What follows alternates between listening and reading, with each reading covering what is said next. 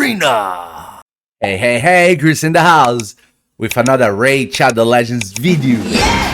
Today, guys, we have one very good news.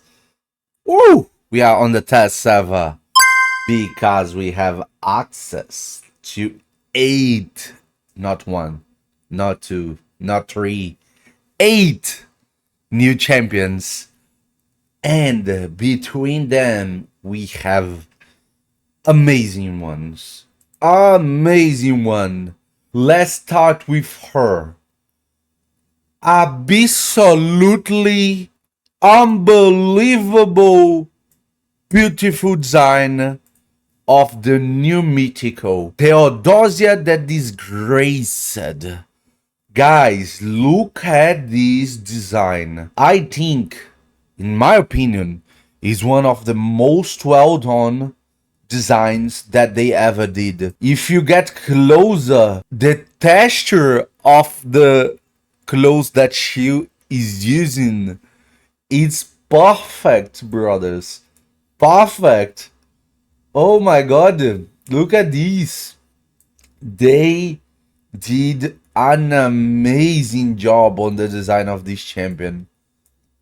They are one of the best designs that I ever saw in a champion is this new Mythical.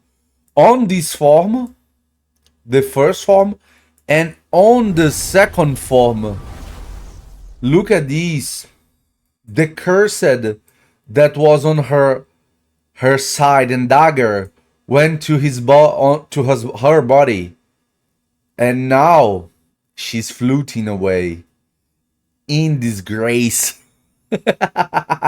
And I don't know if you remember, people with shiny eyes floating in the air are usually really strong champions.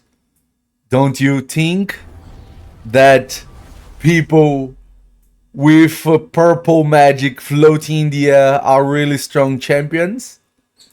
And that's it. They did again. This new Mythical is from another category.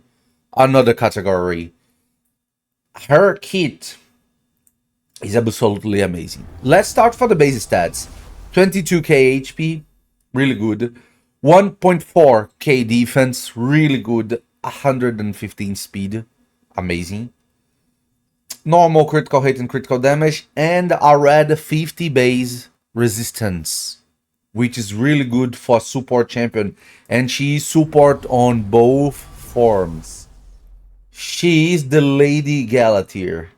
Theodosia is one of the strongest supports that this game is going to see. Why? Let's take a look at her kit. A1, Serpentia's Storm. Attack one enemy, heal all allies by 5% of this champion max HP. Use this champion's turn meter by 5% per each ally alive, and an additional 2.5% per each alive enemy. She can boost her own turn meter for 20% on a A1. Usually on an arena battle, on a Hydra battle, which is really incredible. On a Chimera battle, even more, because you're gonna have 4. On a Hydra battle, even more, because you're gonna have 6 allies. This turn meter feeling on a A1 is absolutely amazing. She gonna cycle so fast through her abilities. A2, Deranged Fortitude. Remove all debuffs from all allies, then places a perfect veil buff on all allies except this champion for 2 turns, and places stone skin buff on this champion for 1 turn. This is a good cleanse that puts perfect veil and stone skin on her, so it's really good for keeping the target on her without we needing to put her in 2 turns of stone skin. It's the same strategy we used to use on Duchess. Duchess go there, put a veil on everybody, and she's not with veil. Theodosia is going to do the same thing. She's going to put Veil on everybody. But you don't need to build her in 2 turns of Stone Skin. Only one is enough. Because she's going to self-buff Stone Skin. And the best part, if you have on her masteries lasting gifts can extend the duration of her self-buffed the self-buffed Stone Skin, which is amazing. Because we're gonna build her with at least 1 turn Stone Skin. And she will be able to self-buff Stone Skin while cleansing your team. And putting at least 1 turn, maybe 2 turns of Stone Skin on her. To drag the attention to her, that's protected. And your team be immune to single hit targets because of the perfect veil. And there is more. A3. Revive all dead allies with half HP and half turn meter. And places unkillable on all allies for 2 turns. Guys, this skill is beyond powerful. Because 2 turns of unkillable on a revive that already gives half HP and turn meter is something really, really, really, really strong. Something that will make this champion an absolutely meta champion as a support. And there is more. Anu's Protection, her passive, every 7 turns. 7 turns, not turns of her, not turns of your team, not turns of your enemy. 7 turns, any turn. Equalize the HP of all allies. The HP levels of all allies will be brought to the average HP level of the team. So, in between every 7 turns, like Odin every 9 turns, she will equalize the HP of your team, bringing them to the highest amount of the equalization that you have. Which is really good, because champions that are going to be near death can be brought back to a good amount of HP through that. And she also has a damage mitigation passive on the second part of this passive. Allies will receive 1% less damage for every 2% HP lost. It stacks up to 25%. So, if you lose half of your HP, you're gonna mitigate 25% of your damage, of the damage you receive. So, she's going to equalize the HP. If there is someone really down and someone with full HP, they will be brought to an average media. And because of this average media is going to consume some HP of some champions, she's giving them a natural damage mitigation because of that. So you're going to be brought to a certain level of HP, and you're going to have a certain level of damage mitigation. This is an absolutely amazing of a passive, because being there alive, if this champion is alive, she can bring back your entire team.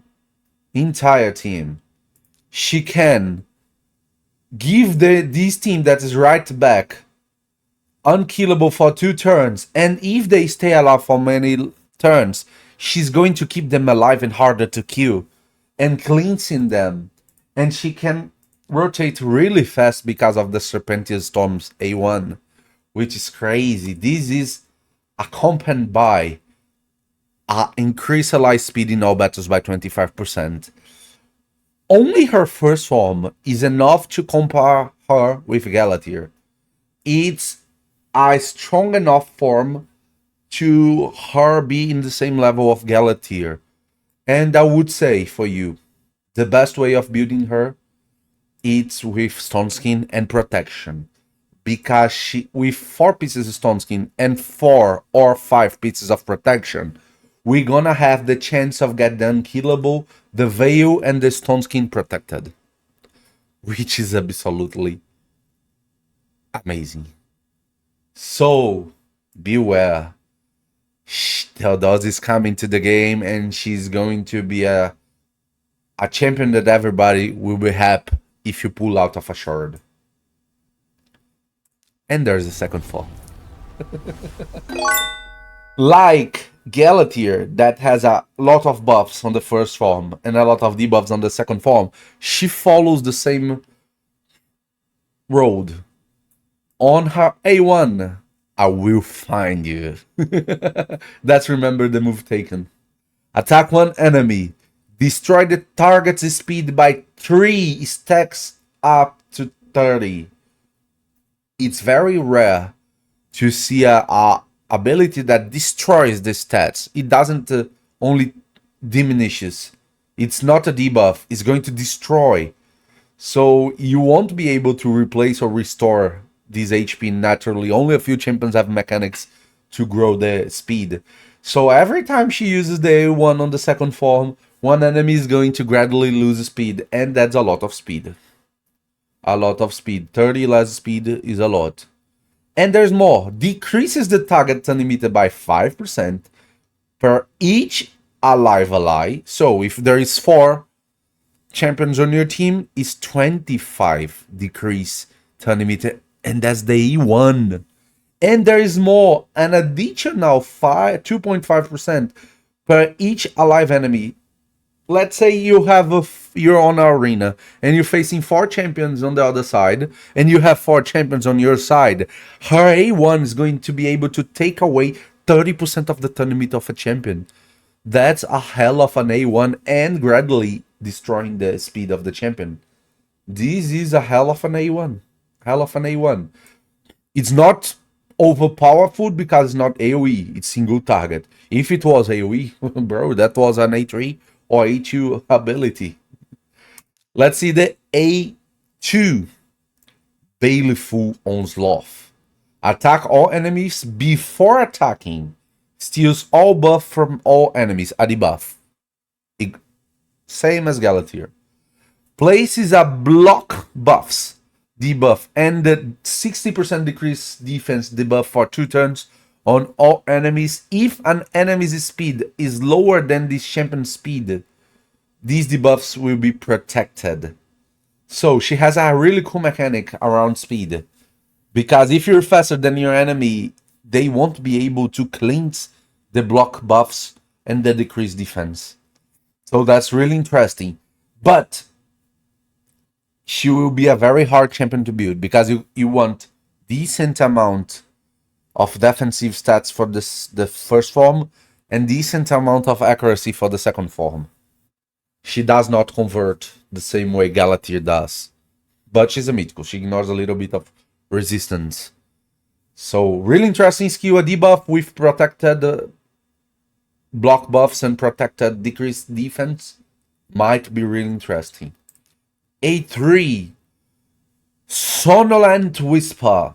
Places sleep debuff for 1 turn and 30% decrease speed debuff for 2 turns on all enemies. If an enemy speed is lower than this champion speed, the decreased speed debuff will be protected. Then decrease the turn limit of all enemies by 25%. So this is a turn limit control with a debuff on it. Interesting, but not overpowered. Not overpowered. And there's the passive. This champion is immune to blockative skills debuffs. When allies attack, their damage is increased by 25% of the target's current turn meter. If there are multiple champions on the team with this skill, only one will be activated. This passive is a really strong passive for both PvE and PvP. Because, for example, if you build her very, very, very fast. Let's say you build her very, very fast. She's the fastest champion on your comp. You're going to start, you're going to transform, you're going to remove their debuffs, placing block buffs and decrease the speed. If you want the speed race, you're going to be faster than the enemy team. So they won't be able to remove the block buffs and the decreased speed. And when your allies get a turn to do their actions, they will have a lot more damage, because the enemies that you're going to hit are going to be with the turn meter almost full. So you're gonna have 25% of their turn meter done as damage boost on your nuker's damage, which is really good. Theodosia is a really strong champion. Really strong champion. The second form, it's good and it's usable. But what is really strong is this first form. This first form is an extremely powerful form. Even more if you have something like the Chrysalid on her. Because you're gonna have extra chance of getting a extra sense. No, sorry. Chances of getting extra turn while you're reviving allies. So you are able to revive your allies and put Perfect Veil and Stone Skin on yourself. And if you have the build that I told you, Stone Skin and Protection, everything can be protected. This is a champion to keep all your team alive for a long amount of time. Long amount of time. Let's go. Theodosia, come to daddy. And there's more. There is more. Let's go for it. To see is the fusion Lord Entertainer Fabian. Look at this. This champion. Many asked. Is this champion good? Is this champion good? Is worth doing the fusion? Am I going to skip the fusion? Look at my face. This champion is the next Armand. He will be the champion that is going to be pick or ban. If you don't pick him, you're gonna ban him. If you don't ban him, you're gonna be destroyed by him. Because he is absolutely amazing. Let's start with the stats. Decent amount of HP, decent amount of attack, decent amount of defense, decent amount of speed. Really close to Armand's. And normal resistance and accuracy. But what really makes this champion really strong is his kit. First of all, speed aura. 19% speed aura. In case you don't have a speed aura, you can use his aura. A1. Service in death. Attack one enemy 2 times. Each hit deals 10%. Steals 10% of the target's turn meter and places a true fear debuff for 2 turns if the target's turn meter is fully depleted. Really powerful A1. Really powerful A1. It can steal 20% of the turn meter of the target, which is really good. And if you manage to steal everything, you're gonna place a true fear. His kit is really around true fear. A2, unwelcome guest. Attack one enemy, places a petrification debuff for 1 turn. Has a 75% of placing bucket to 100%. Of placing a true fear debuff for 2 turns on all enemies who are not under fear or true fear debuff. So you're gonna choose someone to petrify, and you're gonna apply true fear on all other enemies that are not petrified, that don't have fear or true fear already. That's really interesting. And there's a passive part of this A2. Activate this skill whenever an enemy under fear or true fear debuff successfully uses a skill. So, if you manage to petrify someone and the others get fear and they use their skills, you're going to petrify it. This is really interesting. If there are multiple champions in the team with this skill, only one will activate. This is a hell of a control skill. Hell of a control skill. Really powerful control skill. Just by that is already a really interesting champion. But the cherry in the top of the cake comes now. Day 3. This is one of the strongest abilities in the entire Raid Shadow Legends game. Spectral Flourish. Attack all enemies. People are worried about his affinity, that green is not a good affinity to the meta, but before attacking, has 75% of decreasing the duration of all enemy buffs by 3 turns. So let's clarify some 3 things. 100% of chance when bucketed, which is really good. He does his action before attacking, so his His affinity doesn't matter for this effect because he does the action before attacking. So it's before the damage. It doesn't matter the affinity if he's doing something before the damage. He is going to decrease the duration. He's not going to remove or try to remove. So if he's decreasing the duration, he won't be polymorphed by that because he's not trying to remove. So he won't be affected by affinity on this first part of that skill. He won't be polymorphed by this first form of this skill. And he's able to diminish the turns of Stone Skin and every other buff that's not protected. Very similar to the Marius A3, A2. Very similar to the Marius A2, but he does everything on one action. Just by these first two sentences, first two phrases of this, just by this first sentence of this skill, this is already one of the strongest skills in the game, but there is more. Has a 75% of increasing the cooldown of all enemy skills by 3 turns.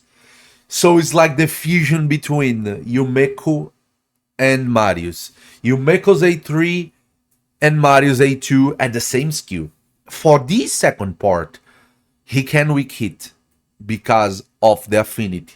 So while trying to take away the cooldown of the skills, he can be landing weak hits, and that will fail into taking away the cooldown.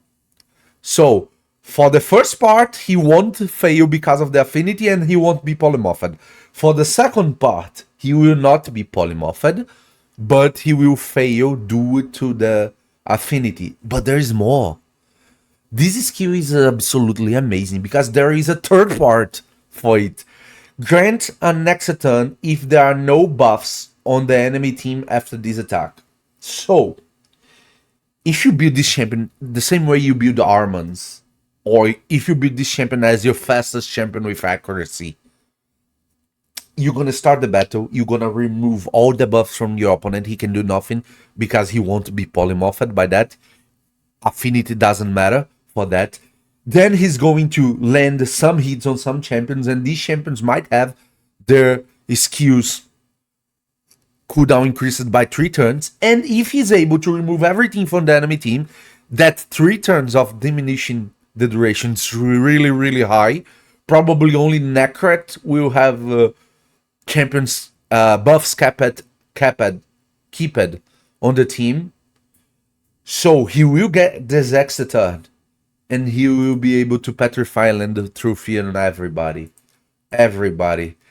This skill is by far one of the strongest skills in the entire game, which brings this champion to the same category as Armans. He is, when Armans was launched, he was a champion that you pick it or ban it. He was considered by many a cancer champion.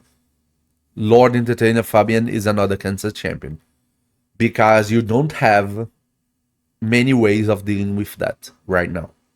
This skill it's able to totally devastate your battle if you lose the speed race to this champion. So take care when facing Lord Fabian because he's going to be a pain to face. If you don't take care, this A3 is going to destroy your battle. Maybe the A2 helps, but the A3 it's a mythical ability on a legendary champion that's going to be a fusion, and everybody are going to be able to get it. That's what Lord Entertainer Fabian is. Absolutely amazing champion. And there's more. There's a passive. Not satisfied with a really strong A2, an extremely powerful A3, there is a passive. Whenever an enemy is revived, places a true fear debuff on that enemy for 2 turns. If there are multiple champions on the team with this skill, this effect will only activate once. Okay, do you remember the passive effect of the A2? You're gonna, if someone revive, they're gonna have true fear, and if they try to use the ability and are able to use their ability, they are going to be petrified, and you're gonna spread the true fear to everybody else, even if they're not revived. This is a huge combo. This is a huge combo, and there is another part of this skill. Remove any stun, freeze, sleep, provoke, fear, true fear, and petrification debuffs from this champion before the start of the turn. So he's basically immune to freeze, to stun, freeze, sleep, provoke, fear, true fear, and petrification. Crowd control part, because when you're stunned, you're not only crowd controlled. When you freeze, you're not only crowd controlled. When you freeze, you get less damage. When you stunned, you lose a lot of your speed. When you petrified, you lose. I think you lose speed, and you are very, very, very more hard into doing damage on you. So he's only going to cleanse when he's going to have his turn. So he will have the penalty of the speed. On the speed, he will be tankier while having that. So an absolutely amazing champion. This champion has a kit that it's in the level, let's say, of Armons, because it's the champion that you can compare lately with the most broken kit that was launched, but it's a very powerful mythical kit in a legendary champion. This champion is a fusion that, look at my eyes, do not skip. Don't even think about it. If you don't have resources, buy. Buy resources, because you want to have this champion. And if you don't have this champion, you're gonna regret it. So, for the 1000 questions that I got, should I do this fusion? Is Fabian good? No, he's not good. He's beyond good. Let's keep going because there's more. Shadow King factions. Faction unit Tetsuya the Deliverer. Look at this. Look at this design. It's a really cool design. I love the designs of the Shadow Kings. I think they are one of my favorite designs. This guy has a lot of swords. 1, 2, 3, 6. Plus 2 on their hands and more 1 on the belt. So he has like what? Oh, this one is a red. Not here. 6 swords he has. That we can see. In my opinion, very cool design. Very, very cool Shadow King design faction unit. Let's take a look at his kit. First, look at the difference here. He is an attack-based champion. His skills are based on attack. As you can see here, he has almost 1.7k attack as a base attack, which means is a way easier to multiply his damage. His base speed for nuker is colossal. 106. It's an amazing base speed for nuker. Very high attack, very high base speed. Just by that, looks decent. Let's take a look at the kit. Rapid Laceration. A1. Attack one enemy. Fuse the turn limit of all allies by 10% if this attack is a critical. Decent A1. If does a lot of damage, gonna be good. A2. Preternatural Tactician. 4 turns can be booked to 3 turns. Attack one enemy 2 times. Will place 2 extra hits if the target's turn meter is less than 50%. Oh, 4 hits on a skill. Crazy. With that amount of attack. If that have a high multiply, that's gonna hit like a truck. We will ignore a percentage of the target's defense that's equal to the target's current stun meter. Okay.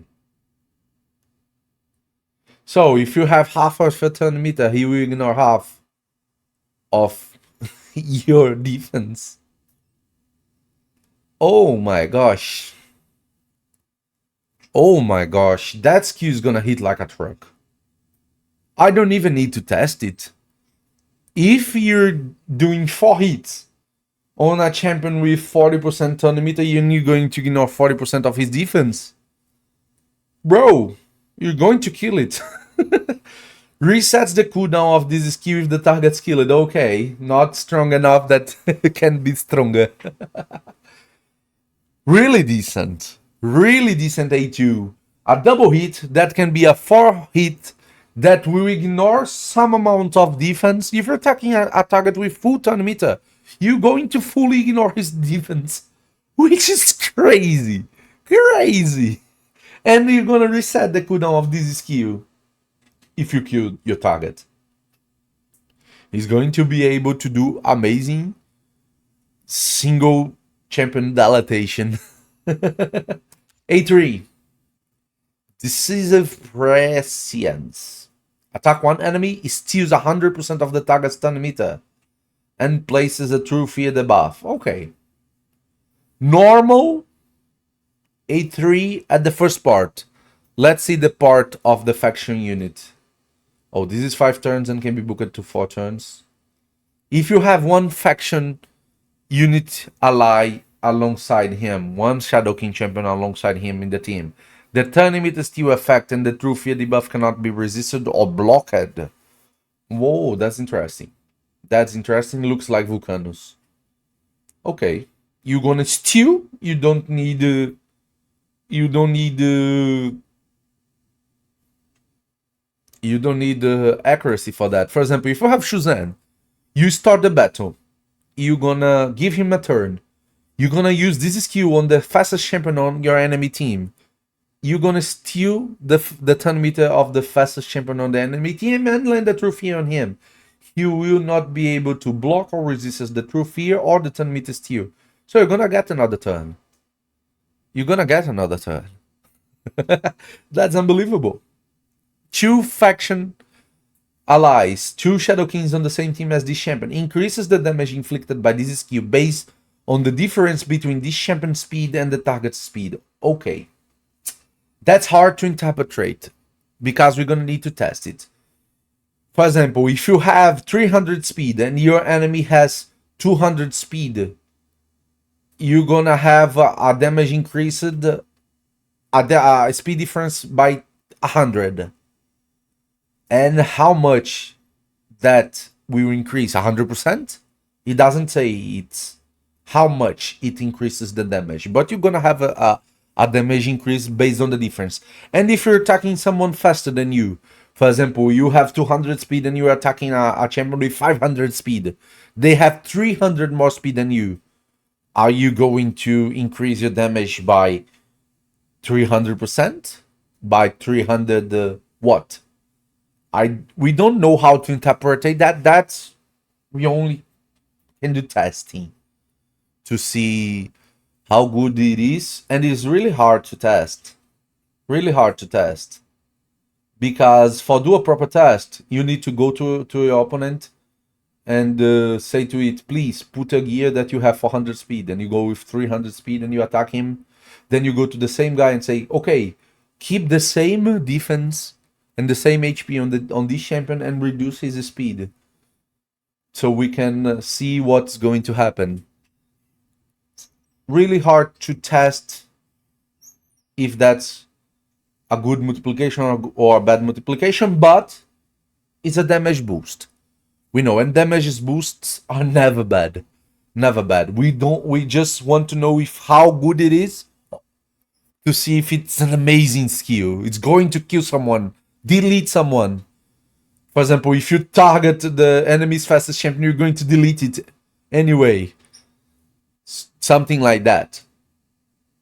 3 faction allies. If you had 3 Shadow Kings alongside Tetsuya, we will also attack all other enemies with more than 20% of the turn meter and steals 100% of each target's current turn meter and places true fear debuff on them for 2 turns. If you have a full Shadow King team, he's going to absolutely do this attack on everybody. He's going to deplete the turn meter of everybody. He's going to steal the turn meter of everybody. And if that hits like a truck because of that multiplication of the second part of the skill, you're going to possibly delete the entire team. That's probably a strong, really strong skill. We don't know how strong because we need to test to see the multiplier. We're gonna do that on live. But brothers and sisters, what the fuck?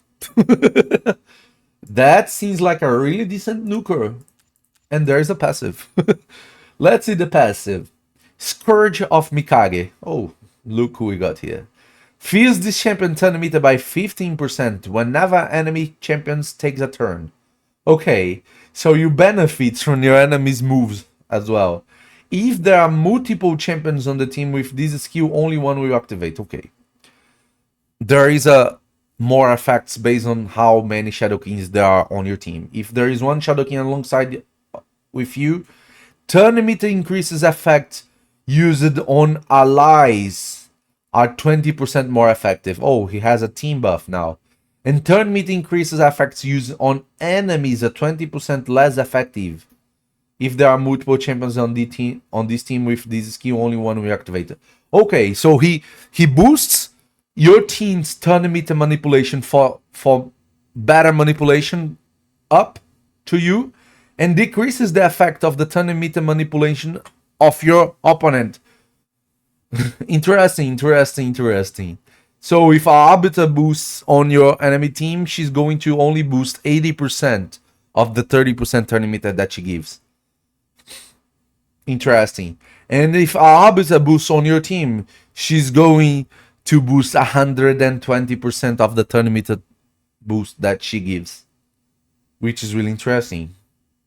Really interesting. If you have two Shadow Kings alongside you, whenever this champion has their turn meter filled, increases the damage of their next attack by 5%, resets after a skill is used. If there are multiple champions on the team with this skill, only one will activate. Oh gosh. If you have the 3 Shadow Kings and you use that and you're gonna steal a lot of turn meter from your opponents 4 times, you're gonna get 20% more damage. But because of that, and if someone already granted you a turn or a turn meter to give you a turn, even more. This champion has a really good nuker kit around turn meter manipulation. That's really good. Really good. Less effect. All allies are immune to turn meter reduction effects from all enemies.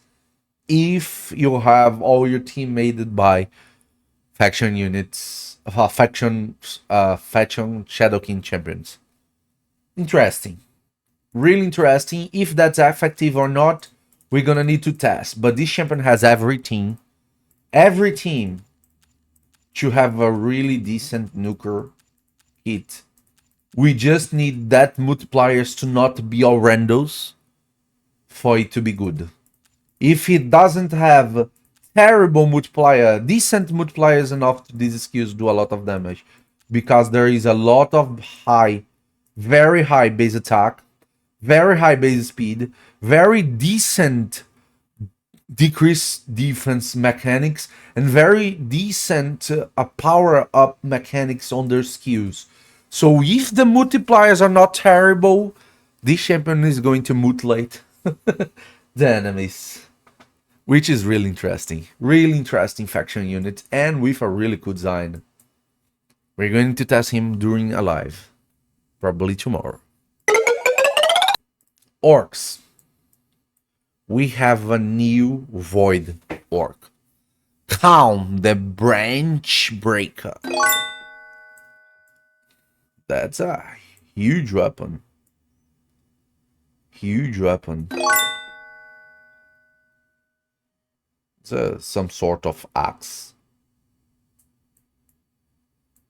Okay. He has a gauntlet filled with gold on his back. It's strange. And the horn filled with gold also. He's a void champion. Let's see his kit. He is a defense-based nuker, which is really different. Almost 1.5 base defense. Decent. Let's see the kit. Timber Maker. Attack one enemy. Before attacking, removes one random buff from the target. This effect cannot be resisted if this champion is under a shield. Okay. Places block revive debuff if this attack is an enemy. Oh, now it's interesting skill. A block revive on an A1, decent. A red, decent. Increase the value of any shield buffs on this champion by 30% of the damage dealt. Cannot increase by more than 10k the shield. Okay. And he boosts the shield that he has on him. Oh, he's going to probably have a mechanic around shield. If he has a extra effect here for the shield and that shield boost, he's going to have a mechanic around shield. But A1 void with the potential of blocking reviving, a really strong A1. A2 Bark Breaker. 4 turns can be booked to 3 turns. Attack all enemies. Will ignore a percentage of each target's defense equal to half of the difference between this champion max HP and any shield on them. Really hard to understand. So, let's see. If you have 100k HP and you have a 20k shield, the difference, it's 80%. Half of that is 40%. So you're going to ignore 40% of the target's defense, if that's the difference. Really complicated, but let's say he's a nuker, so you're not going to build him with a ton of HP. And he's defense based, so we're not going to focus on HP. So let's say he has a 50k defense, and you have a 30k shield, which is 60% of the champion HP as a shield, max HP as a shield. And if this difference that is 40%, half of it is 20%, he is going to ignore 20% of the enemy's defense. And if you have a very high shield, for example, 200k HP shield, and you have a 50k HP, it's going to be 500 times. Half of that's going to be 200. You're going to ignore full the defense of the enemy. We need to test that. That can be really strong, but really complicated. It's not going always to be the same. And you need a shield on him.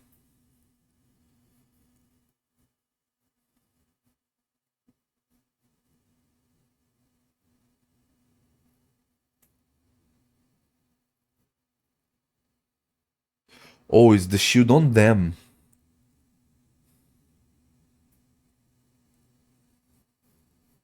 Okay. Also destroy each target's max HP of the damage inflicted by 20% of the damage inflicted. This effect will ignore shield buffs. Very complicated mechanic. We need to test it. We need to test it, and we're gonna do it in live. Very, very complicated mechanic. A3, it needs to be a shield buff. It needs to be. 5 turns, hardly so. 5 turns can be booked to 3 turns. Places a shield buff proportional to this champion defense and the 25% strength buff on all allies for 2 turns. Also places a counterattack buff on this champion for 2 turns. Interesting. Looks like a Valkyrie mechanic for shield, which is interesting, but hard to use that because you don't get extra turns. Your A1 might kill someone if it hits well, and it can block revive, so the counterattack is really interesting. But you can be debuffed after using that. So he's a nuker. He's not going to be extremely fast, or the fastest champion on your team, probably. We're gonna need to work around that to see. Passive. Removes one random debuff from this champion at the start of the turn. At the start of every 4 turn by this champion, remove all debuffs from them and places increased defense buff on them for 2 turns. Only his turn. Okay. So if there is only one debuff on him, for example, Anodim stuns and decreases defense, one of the buffs is going to be gone at the start of this champion turn. And if it's the fourth time he uses that, it's going to remove everything and put defense up on him. Increases this champion def by 3% for each debuff removed by this skill. Okay, so he also gets a power up. And he can get this power up to 10 times. Interesting mechanic, but very complex, and we don't know how effective it is. I don't like a kit that you need a buff to do something, but to put this buff, you're gonna lose your turn. So you're gonna need this champion to have 2 turns for him to be effective, or he needs someone outside him to give him the shield for him to be effective. We're gonna need to test how powerful he is to see if he is a worth champion. But he's a void, which makes everything harder. For nuker to be void is really good, so we need to pay attention. We need to pay attention on Kawn. We need to test to see if he's good. I'm going to do, as I said, the tests in live extensively tomorrow. We're gonna have on the Ogring factions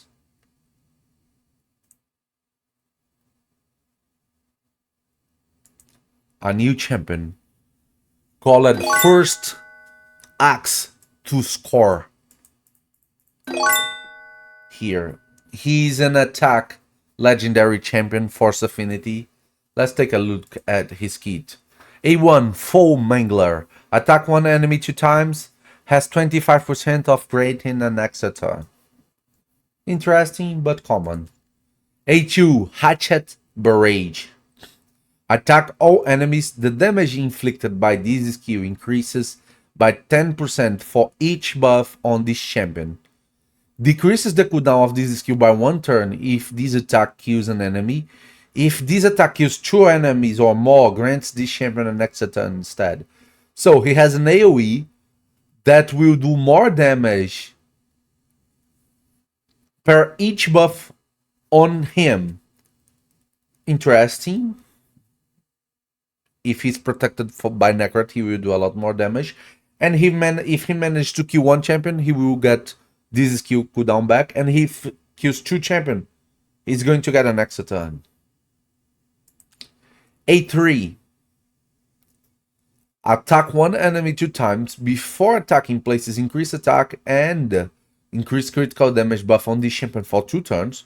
Will ignore shield. Grants an extra turn if this attack is an enemy. So his entire kit is around extra turns. He gets extra turn if he kills on the he gets extra turn by chance on the A1. He got extra turn if he kills 2 enemies or more on the A2, and he gets extra turn if he kills someone with the A3. Passive. Each extra turn this champion gets increase the critical damage by 10%. It stacks up to 50%. Okay. So up to 5 extra turn that he gets, he will get more damage. Extra turn, each extra turn this champion gets also decrease the damage he receives by 5%. Stacks up to 50%. So up to 10 extra turn he gets, he will get less damage. Interesting mechanic. We need to test to see if his damage is very high, because he's attack based. But his base attack, as you can see here, is very low, which probably won't make him hit very hard, because a very low damage attack for a champion to do a lot of damage, unless these skills have crazy multipliers. We're gonna test in the future. on live. Oh, before we go to the other champions, we're gonna test Theodosia and Fabian on a video that's coming soon. After this video, probably. And we're going to test the other 6 champions on live tomorrow. We also have Dune, Herald, Zaharis, our barbarian, legendary, force affinity support, amazing belly. This guy really love eagles. Look, there are 2 eagles on the staff, a eagle skull on the staff. There are 3 eagle skulls on his chest. There is an eagle on his helmet. There is an eagle on his back. There is an eagle at his belly. There is an eagle at the bottom of his skirt. There is an eagle or birds, I don't know if they are eagle, in the right and left side of his skirt. These guys really love eagles. Let's see his kit. Decent amount of HP, decent amount of speed, normal amount of resistance and accuracy. Support champion, A1, Hawk Strike. Oh, Hawk. Attack one enemy. Has a 75% booked to 100% chance of stealing 15% of the target's stun meter. Okay. Also has a 100% chance when booked of applying debuff Ax spread after taking 2 random debuffs from the target and placing them on all enemies. Really strong A1. Really strong A1. This champion has the same effect as, for example, to Hanarax A2 or Jorg, the chainsaw, Jarg, the chainsaw A3, I think. He has a debuff spread with 2 debuffs on the A1, which is really powerful. Really powerful. The A1 is a good skill. A2, the Herald speaks. 3 turns cooldown, booked to 2 turns. Okay. Attacks one enemy before attacking, has 100% of chance when booked of stealing all buffs from the target. Then applies buff Ax spread effect, taking all buffs from this champion and placing them on all allies. Interesting. Interesting. You steal everything from your opponent and then you spread to your team every 2 turns. Places a block buffs debuff and a block active skill debuff on the target for 2 turns. Oh, you also has the chance of not let this champion have another buffs and not using his skills, active skills. Interesting. Every 2 turns you can do that. That's an interesting skill.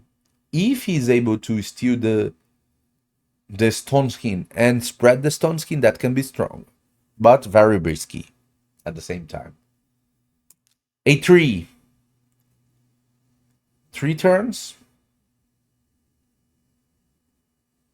Oh, it's already booked. That's why. Oh, so it's 3 turns only. I already booked him. I forgot about that. It was 5 turns before. That's why. So it's only 3 turns. Sorry for that information. 3 turns on Booming Voice. Places 1 intercept stack on a target ally. Interesting, but not crazy. Also places block debuffs and increases speed on all allies. So it's a buffer for all the team with block buffs and increases speed and intercept for only 1 champion. Very normal skill. I wouldn't say it's strong. There is a few champions only that places intercept, so it's kind of new. I think there is only 3 or 4 champions that places intercept, which is interesting, but not crazy skill. I think the best skill I saw here until now is the E1, followed by the A2. But at this point, until we see the passive, let's see, Wings of Victor. At the start of the round, places 50% increase accuracy buff on all allies for 3 turns. That's interesting. You start the The round with all your champions with increase ally, but increase accuracy buff for all your team for 3 turns. Whenever debuff on an enemy is removed, expires, or has its duration decreased, fuse the champion turn meted by 5%. Okay. Okay, so you need to first debuff them, then you're going to need to start to get turn meter because of that. Interesting. And he seems like an okay-ish champion, not amazing, but not useless. If you want a Bombak spreader, he can be your Bombak spreader. He can maybe be useful with that. We need to test. But I doubt he's going to spread the Stone Skin because almost nobody or nobody does it. Neither, not even Odin, that's a god, does it. Barbarian god does it. So I don't think Dune Herald will do it. But we're gonna test anyway. Seems like okay-ish to not good. A high elf epic. Call it Slight Ward Siendra. Very poor design. Very poor, very clean. It's an epic. I won't even read her kit. I read. But it's a very normal kit. She's a kind of a nuker with self-buffing. An epic champion. Void epic champion. Not relevant. We got a new Skinwalker. Rare. Hide the T-shirt born. A rare champion. I won't take time to explain his skills, but nothing something crazy. He's a speed booster and a healer on day 3. So it's interesting for a rare, but only for the beginners. Or if you want to have, if you're having trouble on some room on the Dune Tower or Centranos that only use rares, he's a healer with turn meter manipulation. That's all the new champions that we have. Just by looking at them, Theodosia the Disgraced, it will be an amazing mythical. An amazing mythical. Top tier. Fabian is going to be one of the strongest champions in the game. One of the strongest champions in the game. Do not think about skipping this fusion. Do not think about skipping this fusion. He will be amazing. Kawn, the Branchbreaker, has a very complex kit we need to test. He's avoid the defense nuker with shield-based damage. Let's see if it's interesting. The Shadow King faction unit seems like a really decent nuker. We just need the multipliers to not be terrible for him to be amazing. Let's test him in live. Dune Herald seems okay-ish. First Ax Tuskkor. I don't have much faith on him because of the low attack. All the kit is based on exotons. We need to see. And rare is just a rare, and the epic is just an epic. Not very relevant unless you're doing some room or secret room that you absolutely need them. We're going to have a specific video just to test Theodosia and Fabian because they are the most impactful ones coming out of this champion. Fabian because he's the fusion, Theodosia because she's the new mythical. So we're gonna test them specifically in a video, and we're gonna test all the others in a live. Very extensive live to test everything around these champions. So, again, do not skip Fabian. Do not make this mistake. Use this champion with everything that you have resources to spend on him because he's going to be worth. And if you like this kind of content, do not forget to